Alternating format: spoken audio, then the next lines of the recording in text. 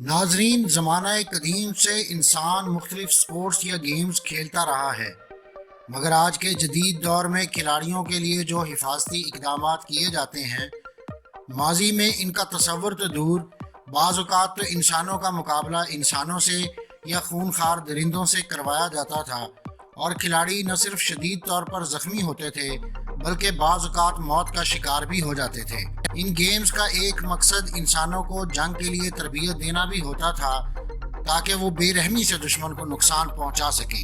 ناظرین، آج کی ویڈیو میں ہم زمانہ قدیم کی 5 ایسی ہی خطرناک گیمز کے حوالے سے معلومات پیش کر رہے ہیں۔ اگر آپ مختلف سائنسی، تاریخی اور علمی موضوعات پر سوچتے ہیں اور مزید جاننے کا تجسس رکھتے ہیں تو سبسکرائب کیجئے ہمارا چینل اور بیل آئیکن دبائیے تاکہ ان موضوعات پر تیار کی گئی ہماری ویڈیوز آپ کو فوری مل سکیں۔ ناظرین، قریب 3000 سال پہلے قدیم ماین تہذیب میں ایک ایسا کھیل کھیلا جاتا تھا جس میں کھلاڑی صرف فتح کی خوشی کے لیے نہیں بلکہ اپنی زندگی بچانے کے لیے کھیلتے تھے۔ اس کھیل میں ایک بال کو ہاتھ لگائے بغیر مخصوص رنگز میں سے گزارنا ہوتا تھا، اور قریب 20 انچ ڈایا میٹر والے اس بال سے کھیلنے کے لیے میدان بھی مکمل طور پر پتھروں سے بنایا جاتا تھا، جس پر گرنے سے آنے والی چوٹوں سے کھلاڑی شدید زخمی ہوتے اور بعض اوقات ان زخموں کی تاب نہ لاتے ہوئے موت کے منہ میں بھی چلے جاتے تھے۔ میچ میں ہار جانے والی ٹیم کے ارکان کو قتل کر دیا جاتا تھا۔ جی ہاں، اس ظالم گیم میں ہارنے کی سزا موت تھی، کیونکہ ان لوگوں کا خیال تھا کہ یہ قربانی دیوتاؤں کو خوش کرنے کے لیے ضروری ہے۔ ایشین اور سینٹرل امریکن قبائل کا یہ ایک مقبول کھیل تھا، اور اس کھیل کے لیے استعمال ہونے والے گراؤنڈز نکاراگوا سے لے کر امریکی ریاست ایریزونا تک پھیلے ہوئے ہیں۔ عام طور پر یہ گراؤنڈز مرکزی عبادت گاہ کے نزدیک واقع تھے، اور ان کا سائز باسکٹ بال گراؤنڈ جتنا تھا، مگر کچھ گراؤنڈز کا سائز آج کل کے فٹ بال گراؤنڈز کے برابر بھی تھا۔ میدان کے کناروں پر قدرے ترچھی ایک دیوار بنائی جاتی تھی جس کے سرے پر تماشائیوں کے بیٹھنے کے لیے انتظام ہوتا تھا، اور گزشتہ میچوں میں ہارنے والی بدقسمت ٹیموں کے کھلاڑیوں کے سر کاٹنے کے بعد انہیں یہیں دفنا دیا جاتا تھا۔ اگرچہ اس کھیل کے طریقہ کار اور قوانین کے بارے میں زیادہ معلومات میسر نہیں، مگر خیال کیا جاتا ہے کہ 2 سے 6 کھلاڑیوں تک کی 2 ٹیمیں اس کھیل میں حصہ لیتی ہوں گی، اور ہر ٹیم کی کوشش ہوتی ہوگی کہ وہ 9 پاؤنڈ وزن کی ربڑ بال کو زیادہ سے زیادہ وقت تک اپنے کنٹرول میں رکھے۔ مگر صرف ٹانگوں اور کوہنیوں کی مدد سے یہ ایک مشکل کام ہوتا ہوگا، خصوصاً جب بال کا وزن بھی اتنا زیادہ تھا، اور اس قدر وزنی بال کو پتھر کے بنے ہوئے رنگز میں سے گزارنا انتہائی مشکل ہوتا ہوگا۔ جو ٹیم زیادہ بار کئی میٹر بلند دیوار پر لگے ان پتھر کے کڑوں میں سے گزار پاتی تھی وہ فاتح ہوتی تھی۔ کسی حفاظتی سامان کے بغیر جب یہ بال کھلاڑیوں سے ٹکراتی ہوگی تو یقیناً بہت سے کھلاڑیوں کی تو اس سے ہونے والے زخموں سے ہی جان چلی جاتی ہوگی، مگر یہ بدقسمت کھلاڑی یہ زخم اور درد سہنے کے باوجود جیتنے کی امید میں یہ وحشیانہ کھیل کھیلتے تھے، کیونکہ ہارنے کی صورت میں سزا موت تھی۔ تاہم کچھ تاریخ دانوں کے مطابق ہارنے والی ٹیم کی بجائے جیتنے والی ٹیم کو دیوتاؤں کے سامنے قربان کیا جاتا تھا، کیونکہ قربانی ایک ایسا بڑا درجہ سمجھا جاتا تھا جو صرف منتخب لوگوں کو ہی ملتا تھا۔ اس قدیم کھیل کے میدانوں سے ملنے والے آرٹ ورک سے کچھ تاریخ دانوں نے یہ نتیجہ بھی نکالا ہے کہ شاید ان گراؤنڈز میں قیدیوں کو بھی قربان کرنے کے لیے لایا جاتا تھا۔ ایسا لگتا ہے کہ اس قدیم تہذیب میں ان گراؤنڈز اور اس کھیل کو ان کی زندگی میں مذہبی طور پر بھی خصوصی اہمیت حاصل تھی، اور اس کھیل کے مقابلوں کے ذریعے پیچیدہ مسائل اور تنازعات کو بھی حل کیا جاتا تھا۔ فریقین کو موقع دیا جاتا تھا کہ وہ میدان میں مقابلہ کریں، کیونکہ ہارنے والے کی ہر صورت میں موت طے تھی، لہٰذا مسئلہ حل کرنے کا یہ اچھا طریقہ سمجھا جاتا تھا۔ اگرچہ کسی مسئلے کو حل کرنے کا یہ طریقہ نامناسب تھا، مگر آہستہ آہستہ یہ اس تہذیب کے کلچر کا ایک اہم حصہ بن گیا، اور تماشائی بھی اسے خیر اور شر میں ایک جنگ سمجھتے تھے کہ جس میں فتح یاب رہنے والے کو یقیناً خدا کی مدد اور تائید حاصل تھی، اور شاید اسی وجہ سے اس دور میں بھی ان میچوں کے نتائج پر جوا کھیلا جاتا تھا، اور ہارنے والے اپنی زمین، جائیداد، یہاں تک کہ بعض اوقات بیوی بچوں تک سے محروم ہو جاتے تھے۔ नाजरीन, चैरियट रेसिंग भी ज़माना कदीम की एक मकबूल मगर खूनी गेम थी जिसे ग्रीक्स और रोमन्स में यकसा मकबूलियत हासिल थी। रोम और कॉन्स्टेंटिनोपल जैसे बड़े शहरियों के रिहायशियों की तफरीह के लिए चैरियट रेसिंग के मुकाबलों का इनेकाद किया जाता था और तमाशाइयों की तादाद बाज़-औक़ात लाखों में पहुंच जाती थी। गुर्बत और उकताहट के मारे हुए शहरी जिंदगी और मौत की दहलीज पर खेले जाने वाले इस खेल से लुत्फ उठाते थे और इस दौर के शुरफा और शाही खानदान ऐसे मुकाबलों की न सिर्फ हौसला अफजाई करते बल्कि खुद भी इन मैचेस को शौक से देखते थे। यही वजह थी कि जान का खतरा होने के बावजूद खिलाड़ी दौलत और शोहरत के लालच में बड़े शहरों में होने वाले इन मुकाबलों में हिस्सा लेते थे, मगर इनमें से चंद खुश नसीबों का ख्वाब ही पूरा होता था। अपनी जान को खतरे में डालने वालों की एक बड़ी तादाद मौत के मुंह में चली जाती थी। चैरियट्स के पहियों और घोड़ों के सुमों के नीचे आकर कुचले जाने वालों या पथरीले रास्ते पर गिरकर मौत के मुंह में जाने वालों की चीखें भी वहशत के आलम में चीखने वाले तमाशाइयों के शोर में दब जाती थी। इन बदनसीबों के लाशें रेस खत्म होने के बाद इकट्ठे किए जाते ताकि अगली रेस में मरने वालों के लिए जगह बनाई जा सके और ये खूनी चक्कर इसी तरह से चलता रहता था। नाजरीन, इंसानी तारीख के मुताबिक जब से घुड़सवारी शुरू हुई है तब से रेस हो रही है। कदीम मिस्री तहजीब से मिलने वाले आसार से पता चलता है कि वो घोड़ों की रेस के किस कदर शौकीन थे। ताहम चैरियट रेसिंग कदीम यूनानियों ने शुरू की और फिर अवामी दिलचस्पी के मद्देनज़र इस खेल को ओलंपिक्स मुकाबलों का हिस्सा भी बना दिया गया, क्योंकि ये खेल के साथ साथ उस वक्त के उमरा के लिए अपनी दौलत के नुमाइश का भी एक अहम जरिया बन गया था। ताहम रोमन्स ने इस खेल में बर्बरियत और वहशत का वो अंसर डाला जिसकी वजह से आज हम इस खेल का तज़किरा कर रहे हैं। जान का खतरा तो था, मगर साथ ही साथ पैसे का लालच भी था जो मुल्क के कोने कोने से लोगों को इन मुकाबलों में हिस्सा लेने का ख्वाहिशमंद बना देता था। मौत की रेस का ये खेल इतना मकबूल हुआ कि मुकाबलों के दौरान घर और गलियां वीरान हो जाते थे और हर शख्स इन मुकाबलों को देखने के लिए स्टेडियम में मौजूद होता था। रोम के स्टेडियम में बैक वक्त 2.5 लाख से ज़ायद तमाशाइयों की गुंजाइश थी और हुकूमती पॉलिसी भी यही थी कि लोगों को ऐसे खेल तमाशों में ही मसरूफ़ रखा जाए ताकि हुक्मरानों की अयाशियों पर अवाम एतराज़ ही ना कर सकें। नाजरीन, चैरियट रेसेस आम तौर पर 4 टीम्स यानी ब्लूज़, ग्रीन्स, रेड्स और वाइट्स में तकसीम होती थीं। हर टीम की तरफ से एक रेस के लिए ज़्यादा से ज़्यादा 3 चैरियट्स इस्तेमाल किए जाते थे और ये टीमें मुंतखब खिलाड़ियों के साथ तमाशाइयों के शोर में मैदान में उतरते थे। रेस में हर टीम मुखालिफ टीमों के चैरियट्स के सवारों को गिराने या उनका चैरियट तबाह करने की कोशिश करते थे। खिलाड़ियों को आज के दौर की तरह मुख्तलिफ टीमों के लिए खरीदा या बेचा जाता था। 2 पहियों वाले चैरियट्स को खींचने के लिए 2, 4 या 6 घोड़ों तक का भी इस्तेमाल किया जाता था। रेस में मैदान के 7 चक्कर मुकम्मल करना होते थे और हर टीम कोशिश करती थी कि मुखालिफ चैरियट को गिराकर या जैसे भी मुमकिन हो सबसे पहले ये 7 चक्कर उन्हीं का चैरियट ही मुकम्मल करे। चैरियट चलाने वालों की एक बड़ी तादाद गुलामों की होती थी जिन्हें इस मकसद के लिए खुसूसी तरबियत दी जाती थी, या फिर हालात के मारे हुए वो बदनसीब होते थे जो दूर नज़दीक के छोटे बड़े शहरों से दौलत और शोहरत के लालच में आते थे, मगर इस चक्कर से निकलने का रास्ता उनकी मौत या ऐसी माजूरी थी कि जिसके बाद वो मज़ीद चैरियट रेस के काबिल नहीं रहते थे। रेस के आगाज़ में कवानीन के मुताबिक बाकायदा ऐलान किया जाता था, ताहम एक बार रेस शुरू होने के बाद सबका एक ही मकसद होता था कि सबसे पहले उनका चैरियट फिनिश लाइन पर पहुंचे, अगरचे इसके लिए किसी दूसरे खिलाड़ी की जान ही क्यों ना लेनी पड़े। यही नहीं बल्कि इस खूनखार रेस के शुरुका को ये भी इजाज़त थी कि वो कुल्हाड़ों, पत्थरों और कोड़ों समेत दीगर कई तरह के हथियार इस्तेमाल करके भी दूसरे चैरियट या उसके सवारों को रोकने की कोशिश कर सकते थे। इस रेस की दिलचस्प बात यह भी थी कि तमाशाई भी अपनी पसंदीदा टीम को सपोर्ट करते हुए मुखालिफ टीम को नुकसान पहुंचा सकते थे, जैसे कि इन पर पत्थर बरसाना या उनके चैरियट के रास्ते में कील या दीगर नोकीली चीज़ें फेंकते ताकि वो अपना तवाज़न खोकर गिरें और उनकी फेवरेट टीम जीत सके। तमाशाइयों को एक थ्रिलिंग मुकाबला दिखाने के लिए रेस ट्रैक पर तंग मोड़ और दीगर कई किस्म के खतरात मौजूद होते थे।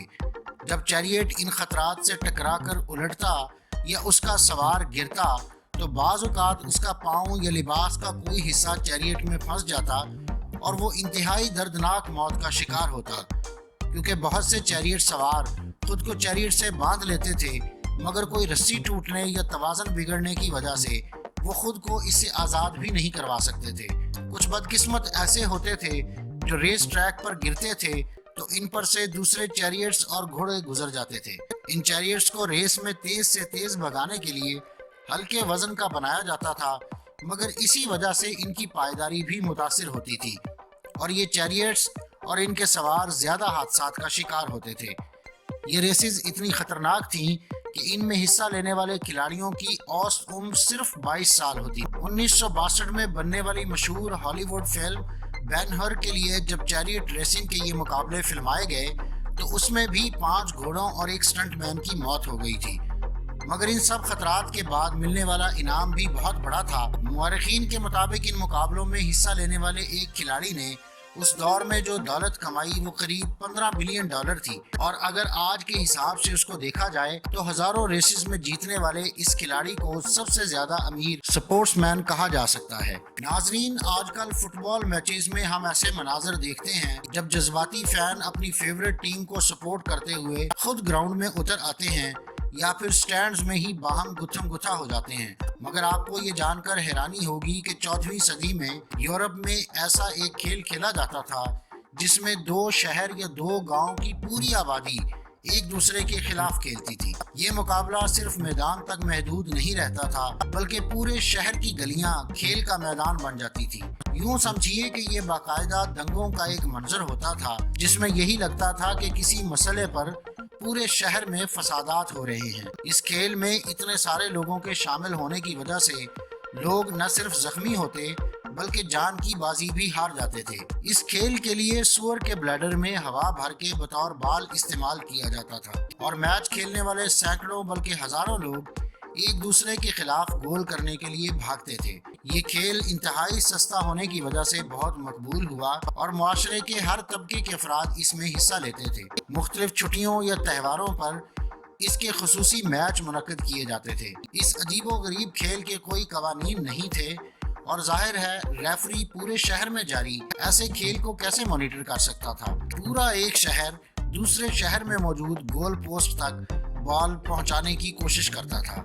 गोल पोस्ट एक दूसरे से कई मील दूर होते थे और ये मैच मुसलसल कई घंटे चलते और बहुत से खिलाड़ी इस थकावट से ही जान की बाजी हार जाते थे। शहर की तंग गलियों और सड़कों पर जारी इस जद्दोजहद में बहुत सी अमवात भी होती थी, मगर उन्हें खेल का हिस्सा समझा जाता था। और फिर हर खेल में जोश जज्बा और जीतने की लगन होती है, तो इस खेल में भी जीतने के लिए हर तरीका इस्तेमाल किया जाता था। मगर इसका एक दिलचस्प पहलू और भी था कि खेल की आड़ में बहुत से लोग अपनी जाती दुश्मनी निकालते थे और दुश्मनों को कत्ल कर गुजरते थे। शहर में अफरा तफरी के इस मौके पर चोरी चकारी समेत दीगर जराइम भी होते थे, मगर खेल की दीवानगी लोगों को मौत, जख्मी होने या किसी दीगर नुकसान के खतरे के बावजूद रोक नहीं पाती थी। तारीखदानों के मुताबिक ऐसे ही एक मैच में 40 से जायद अफराद एक तालाब में डूबकर जाँ बहक हो गए थे। हुजूम जब आपस में गुत्थम गुत्था होता है तो बहुत से अफराद दम घुटने और नीचे आकर कुचले जाने से भी मर जाते थे। नाजरीन, हैरान कुन तौर पर उस वक्त की हुकूमत की तरफ से भी इस अजीबो गरीब खेल को रोकने की कोशिश नहीं की गई।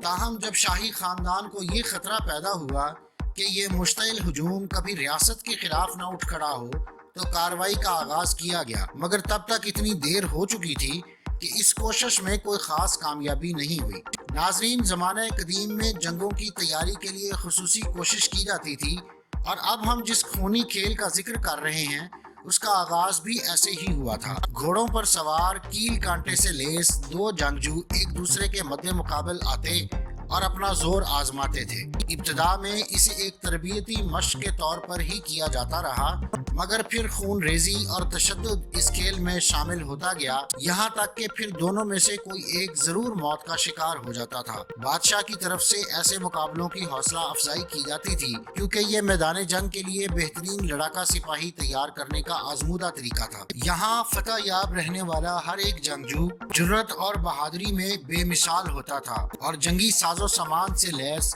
جب وہ مخالفین کے لشکر پر حملہ آور ہوتا تو پوری جنگ کا پاسا پلٹ دیتا تھا۔ لوہے کی زرہ بختر پہنے گھڑ سوار پوری رفتار اور شدت سے حملہ آور ہوتا تو بڑے بڑوں کا پتا پانی ہو جاتا تھا۔ زمانہ امن میں یہ جنگجو جوسٹنگ نامی کھیل کے ذریعے اپنی صلاحیتوں کو بہتر بناتے تھے۔ یوں سمجھیے کہ یہ ایک جنگی مشق ہوتی تھی جس میں نئے داؤ پیچ آزمانے کے ساتھ ساتھ پرانوں کی مشق کی جاتی تھی تاکہ کسی بھی متوقع جنگ کی صورت میں دشمن کو بھرپور نقصان پہنچایا جا سکے۔ مگر عوام اور تماشائیوں کی اس میں دلچسپی دیکھتے ہوئے اس کھیل کے باقاعدہ مقابلے شروع ہو گئے اور جنگجو تربیتی مقاصد سے زیادہ اپنی مہارت دکھانے کے لیے ایک دوسرے کے مد مقابل آنے لگے۔ یہ مقابلے دشمنوں پر دھاک بٹھانے کا بھی اچھا موقع ہوتے تھے۔ مقابلوں میں جرأت و شجاعت کا مظاہرہ کرنے والے بہادروں کی شان میں نغمے اور شعر لکھے جاتے تھے، اور پورے یورپ سے جنگجو ان مقابلوں میں اپنی بہادری کا امیر اور شاہی خاندانوں کے سامنے مظاہرہ کرتے تھے،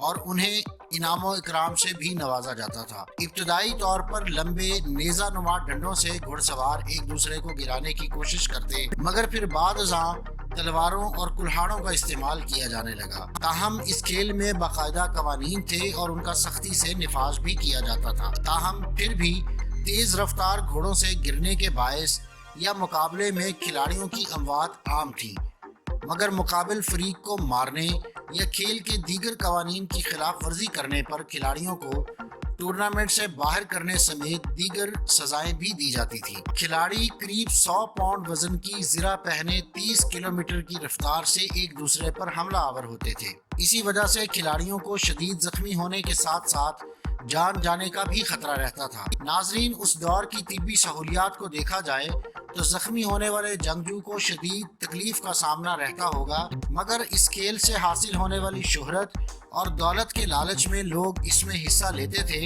مگر چند ایک خوش نصیب ہی من کی مراد حاصل کر پاتے تھے۔ زیادہ تر کسی حادثے کا شکار ہو کر کوچ کر جاتے یا پھر شدید زخمی ہو کر باقی زندگی ایک اپاہج کے طور پر گزارتے تھے۔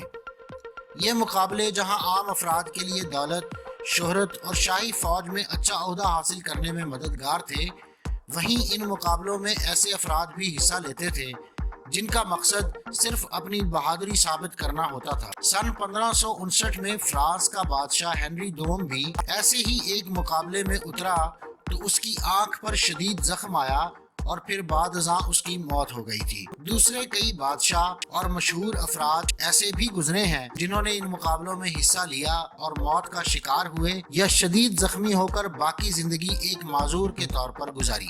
ناظرین، سلطنت روم کا مجموعی عرصہ 500 سال بنتا ہے۔ اس عرصے میں اس سلطنت میں کئی رسموں نے جنم لیا۔ کچھ رسموں کو سرکاری طور پر متعارف کرایا گیا اور ان میں سے ایک خونی رسم بھی شامل تھی جس کا بنیادی کردار گلیڈیٹرز ادا کرتے تھے۔ یہ گلیڈیٹرز غلام یا سابق غلام ہوتے تھے۔ اس کے علاوہ سزا یافتہ مجرم بھی یہ کردار ادا کرتے تھے۔ یہ جنگجو تھے اور ان کا مقابلہ اپنے حریفوں سے یا خونخوار جانوروں سے ہوتا تھا، اور یہ مقابلہ موت تک جاری رہتا تھا۔ اس کا مقصد لوگوں کو تفریح مہیا کرنا ہوتا تھا۔ لوگ بڑی تعداد میں ارد گرد کھڑے ہو جاتے اور گلیڈیٹرز کے خونی کھیل پر انہیں داد دیتے۔ ان کا پرجوش استقبال کیا جاتا تھا۔ انہیں تفریح کا بادشاہ بھی کہا جاتا تھا۔ یہ پیشہ ور جنگجو تھے جنہیں مخصوص ہتھیاروں کے استعمال میں مہارت حاصل ہوتی تھی۔ ان کی اوسط عمر بھی کم ہوتی تھی، جس کی وجہ یہ تھی کہ ان کے مقابلوں کا اختتام موت پر ہوتا تھا۔ روم کے لوگوں پر اپنے پیش رو کا بہت اثر تھا۔ مثال کے طور پر مستقبل کا تعین کرنے کے لیے وہ جانوروں کی قربانی دیتے تھے، اور گلیڈیٹر گیمز بھی اسی کا حصہ تھیں۔ یہ ایک خونی تفریح ہوا کرتی تھی یہ گیمز رومن شہنشاہوں اور رؤساء کو یہ موقع فراہم کرتی تھی کہ وہ لوگوں کے سامنے اپنی دولت کی نمائش کریں۔ اس کے علاوہ وہ اپنی فوجی فتوحات کو یاد کر کے جشن بھی مناتے تھے۔ اس کا ایک اور مقصد یہ بھی تھا کہ لوگوں کی توجہ سیاسی اور معاشی مسائل سے ہٹا دی جائے۔ ہزاروں کی تعداد میں لوگ ان کے مقابلے دیکھتے تھے۔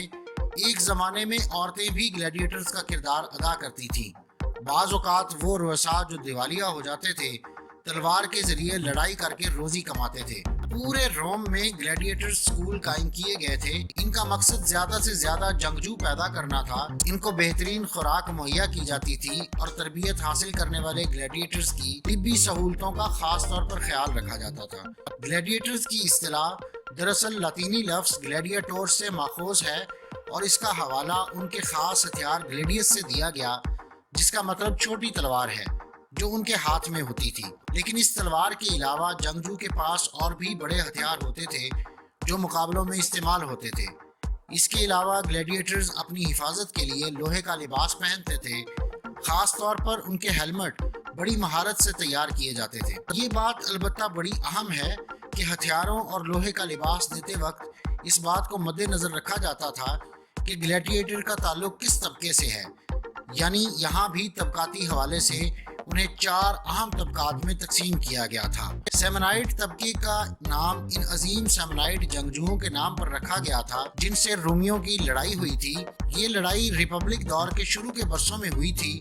گلیڈیٹرز کے پاس ایک تلوار، ایک بڑی شیلڈ اور حفاظتی لباس ہوتا تھا۔ ان کے پاس ایک خامدار چھوٹی تلوار ہوتی تھی اور ایک بہت چھوٹی شیلڈ ہوتی تھی جسے پارما کہا جاتا تھا۔ ریٹائرس نے ہیلمٹ پہنا ہوتا تھا، نہ ہی لوہے کا لباس۔ یہ جنگجو اپنے حریف کو جال پھینک کر پھانسنے کی کوشش کرتا تھا۔ اس کے علاوہ اور بھی کئی قسم کے گلیڈیٹرز تھے جنہیں مختلف قسم کے ہتھیار اور لباس دیے جاتے تھے۔ پھر ایسے گلیڈیٹرز بھی تھے جو خونخوار جانوروں سے لڑتے تھے۔ اس میں کوئی شک نہیں کہ ہزاروں تماشائیوں کا شور اور حریف کے مسلسل حملے بہت سے گلیڈیٹرز کو اس بات پر قائل کرتے تھے کہ وہ آخر تک لڑیں۔ کئی ایسے واقعات بھی ہوئے جب گلیڈیٹرز نے لڑنے سے انکار کر دیا۔ انہوں نے لوگوں کو خونی تفریح مہیا کرنے کی بجائے ایک دوسرے کا گلا گھونٹ دیا اور زندگی سے نجات حاصل کر لی۔ اگر کوئی گلیڈیٹر ہار جاتا لیکن ہلاک ہونے سے بچ جاتا تو اکثر وہ اپنے ہتھیار پھینک کر رحم کی اپیل کرتا۔ اب یہ اس کے حریف پر منحصر ہوتا تھا کہ وہ نرم رویہ اختیار کرتا ہے یا نہیں۔ اگر وہ رحم دلی کا مظاہرہ کرتا ہے اور اپنے حریف کو چھوڑ دیتا ہے تو اس میں اسے یہ خطرہ مول لینا پڑتا ہے کہ اس کا دوبارہ اسی حریف سے میدان میں مقابلہ ہوگا۔ اگر روم کا شہنشاہ خود موجود ہوتا تو پھر فیصلہ وہ خود کرتا، لیکن تماشائی بھی شہنشاہ کے فیصلے پر اثر انداز ہونے کی کوشش کرتے۔ اس کے لیے وہ کپڑے لہراتے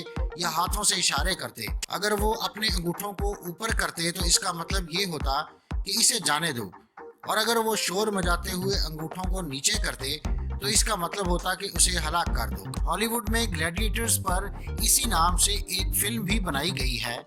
اس میں رسل کرو نے گلیڈیٹر کا کردار ادا کیا تھا۔ یہ فلم سپر ہٹ ثابت ہوئی تھی۔ یہ بات البتہ بہت المناک ہے کہ قدیم زمانے میں شہنشاہ غلاموں کے ساتھ کیا سلوک کرتے تھے۔ محض اپنے لوگوں کی تفریح کے لیے سزا یافتہ مجرموں اور غلاموں کو خونی کھیل پر مجبور کرنا سراسر ایک غیر انسانی فعل تھا، بلکہ یہ انسانیت کی تذلیل تھی۔ لیکن روم کے شہنشاہوں نے تفریح کے نام پر انسانی اقدار کا خون کر دیا۔ بہرحال یہ سب کچھ تاریخ کا حصہ ہے اور تاریخ بدلی نہیں جا سکتی۔